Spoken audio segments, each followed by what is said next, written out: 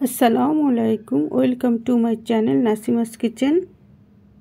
আজকে আমি তৈরি করব কুল বা বড় কুলের চাটনি বা বড়ইয়ের চাটনি। এখানে আমি 300 গ্রাম কুল নিয়েছি, পাকা টসটসে।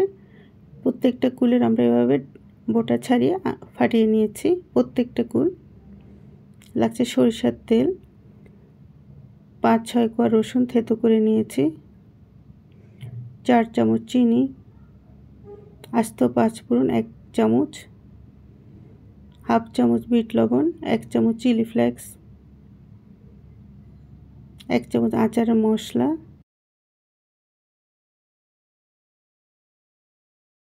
কিছুটা তেঁতুল,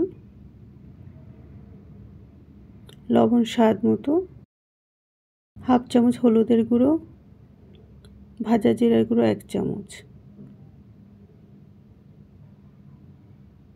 বিসমিল্লাহির রহমানির রহিম। চুলায় একটা প্যান বসিয়ে দিয়েছি। এখন আমরা এখানে দিয়ে দিচ্ছি 1.5 চামচের মতো সরিষার তেল। তেলটা যখন গরম হয়ে যাবে, এখন আমরা এখানে দিয়ে দিব 3টে শুকনো মরিচ টুকরো করে দিলাম। আমরা কিছুক্ষণ ভেজে নিব। যখন মরিচটা যখন হালকা ভাজা হয়ে যাবে, তখন আমরা এখানে অ্যাড করে দিচ্ছি 5 ফোড়ন 1 চামচ। এটা আমরা ভাজতে থাকবো। যখন মরিচ 5 ফোড়ন সব থেকে সুন্দর একটা অ্যারোমা বের হবে, এখন আমরা এখানে দিয়ে দিচ্ছি বড়িগুলো, দিয়ে দিচ্ছি 1/2 চামচ হলুদের গুঁড়ো।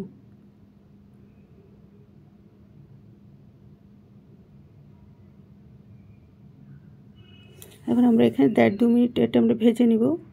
তেল, মরিচ, 5 ফোড়ন সব কিছু একসাথে।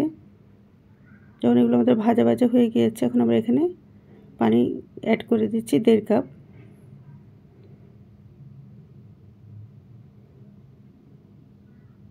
সব কিছু নেড়েচেড়ে আমরা মিশিয়ে দেব।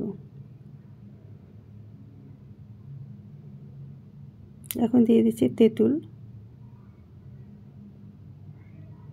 বড়ির চাটনিতে একটু তেঁতুলটা দিলে স্বাদটা ভালো হয়। আর দিয়ে দিচ্ছি থেতো করা রসুন। সব কিছু ভালোভাবে মিশিয়ে দিতে হবে নেড়েচেড়ে। 1/2 চামচ বিট লবণ দিলাম, লবণ স্বাদ মতো। প্রতিটা উপকরণ নেড়ে নেড়ে মিশিয়ে দেব। আর দিয়ে দিচ্ছি চিনি। পুরো চিনিটা দিলাম না, কিছুটা চিনি রেখে দিলাম, সামান্য 3.5 চামচের মতো দিলাম, লাগলে পরে দিব। সব কিছু নেড়েচেড়ে আমরা মিশিয়ে দিয়েছি। এখন আমরা ঢেকে 7-8 মিনিট এটা রান্না করে নিব। 8 মিনিট পরে দেখি আমাদের বড়ইয়ের কী অবস্থা।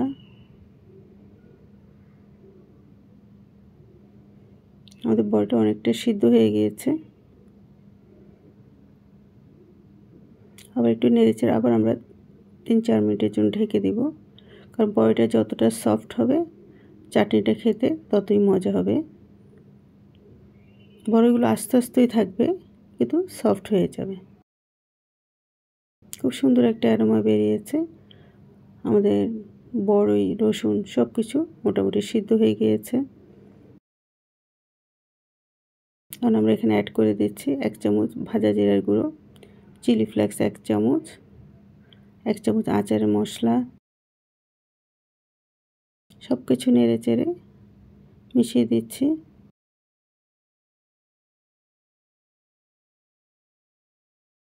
এখন আমরা চেক করে নিব আমাদের লবণ ঝাল ঠিক আছে কিনা। কোনো খাবারই পারফেক্ট হবে না যতক্ষণ এই লবণটা ঠিক মতো না হয়। আর ঝালটা যার যার পছন্দ মতো। কিছুটা লবণ লাগবে, লবণটা দিয়ে দিয়েছি। আর একটু যে চিনিটুকু রেখেছিলাম সেটাও দিয়ে দিলাম। এখানে আমি 4 চামচ চিনি দিয়েছি। ঝাল মিষ্টি এটা যার যার পছন্দ মতো। সব কিছু নেড়েচেড়ে মিশিয়ে দিচ্ছি।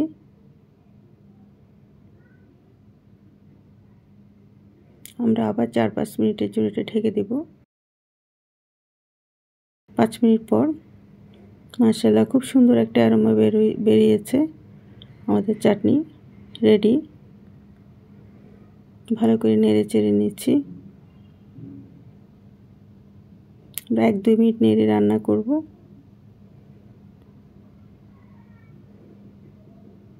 আমি চুলাটা বন্ধ করে দিলাম।